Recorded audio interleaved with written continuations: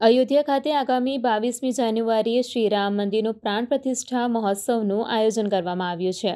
રામ મંદિરને લઈ અત્યારે દેશભરમાં ઉજવણીનો માહોલ જોવા મળી રહ્યો છે. ત્યારે ગુજરાત સહિત અમદાવાદ પણ મંદિરના નિર્માણમાં સહયોગી બન્યું છે. ધ્વજદંડ, વિશાળ નગારું, અજય બાણ સહિત પ્રસાદી પણ અમદાવાદમાં તૈયાર કરવામાં આવી રહી છે. ત્યારે હવે જય ભોલે ગ્રુપ અમદાવાદ દ્વારા કેનેડામાં તૈયાર કરાયેલી ખાસ ઘડિયાળ અયોધ્યામાં શ્રીરામ મંદિર સહિત 4 જગ્યાએ અર્પણ કરવામાં આવશે.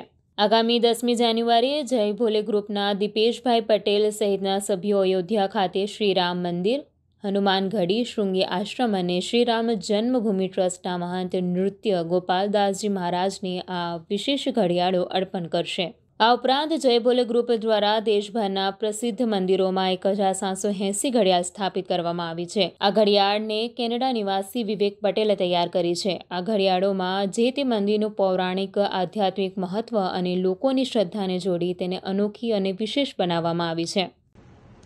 जय भोले ग्रुप की ओर से जय श्री राम। मैं Vivek Patel, Jai Bhole group junior team Canada.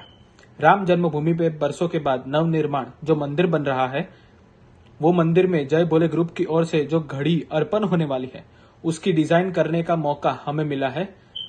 हमें यहाँ कनाडा से हम वो डिजाइन बना पाए, वही हमारे लिए बहुत सौभाग्य की बात है। जय भोले ग्रुप कनाडा।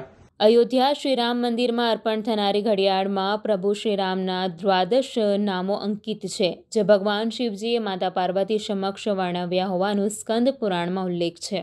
ઉપરાંત પ્રભુ શ્રીરામે જે બાણથી રાવણનો વધ કર્યો એ અજય બાણ અંકિત કરેલું છે. તેમજ નવનિર્મિત રામ મંદિર અને 22મી જાન્યુઆરી 2024 તારીખ પણ દર્શાવવામાં આવી છે.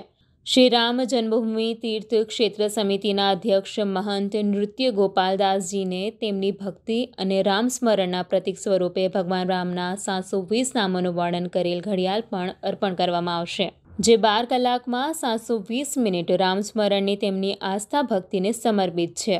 જય ભોલે ગ્રુપ દ્વારા હનુમાનગઢી ખાતેના મંદિરમાં અજયનીય દ્વાદશ નામ સ્ત્રોતનું વર્ણન કરેલ ઘડિયાળ પણ અર્પણ કરવામાં આવશે.